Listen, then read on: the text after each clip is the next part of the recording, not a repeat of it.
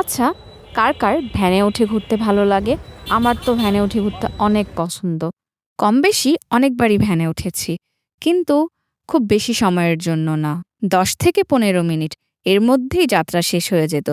কিন্তু এবার বিষয়টা কিছুটা ভিন্ন। এবার পথ ১০ থেকে ১৫ মিনিটের মধ্যে শেষ হয়নি। পথ শেষ হতে সময় লেগেছে ১.৫ ঘন্টার মতো। এবং এই ১.৫ ঘন্টায় অনেক সুন্দর, সুন্দর কিছু দৃশ্য উপভোগ করলাম, যেগুলো এখনো আমার মাথায় ভাসছে। যাচ্ছিলাম রংপুর জেলার বদরগঞ্জে অবস্থিত রাধানগর গ্রামে।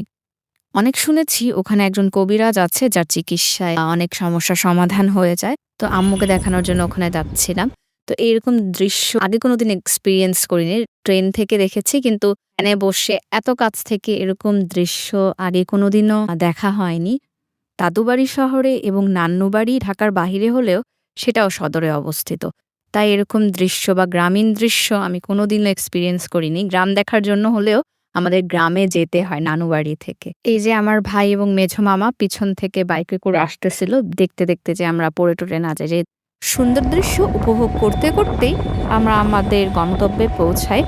এখানে এসে যা বুঝলাম, এটা কোনো কবিরাজ না, হোমিওপ্যাথি চিকিৎসার মতোই একটা চিকিৎসা।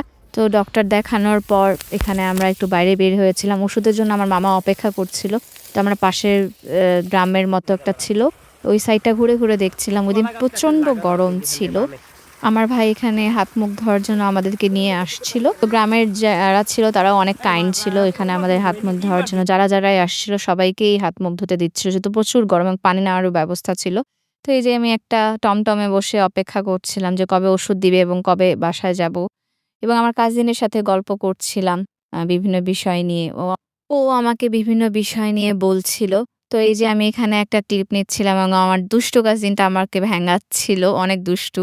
তো এই যে আমাদের ফেরার সময় হয়ে যায়। ফেরার পথে একটা জায়গায় আমরা নামছিলাম। আগে থেকে ডিসাইড ছিল যে এখানে আমরা নামবো। তো জায়গাটার নাম হলো লাল দিঘি। এটা অনেক ইন্টারেস্টিং একটা জায়গা। এখানে অনেক ইন্টারেস্টিং কাহিনী আছে আর কি। তো এই যে দিঘিটা, তো এই দিঘিটা নাকি লোকমুখে প্রচলিত আছে যে হঠাৎ নাকি একদিন এই দিঘিটার সৃষ্টি হয়ে গিয়েছে।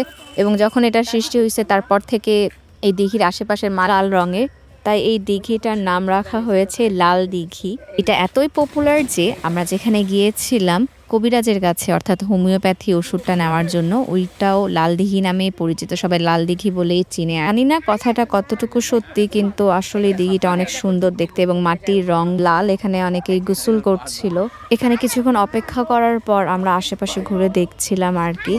যেই গরম পড়েছিল মনে হচ্ছিল যে নিজেই দিঘিতে নেমে যাই। সময় মেলে কিন্তু কিছুই করার নাই, সাঁতারও পারি না, প্লাস এটা অনেক দূরে, সবকিছু ভিজে যাবে। তো এই যে এখানে অনেক সুন্দর চারপাশের পরিবেশটা ছিল, অনেক ভালো লাগছিল। মনে হচ্ছে যে কোনো পাহাড়ি এরিয়াতে আসছি। এবং মাটিটার রং আসলেই লাল। এই যে আমি দেখাচ্ছি, ক্যামেরাতে কতটুকু বোঝা যাচ্ছে জানি না, কিন্তু আসলেই লাল। আশেপাশে ঘুরে আমরা বাসার উদ্দেশ্যে চলে যাচ্ছিলাম। তো আজকের মতো এইটুকুই, দেখা হচ্ছে অন্য কোনো ব্লগে। টাটা।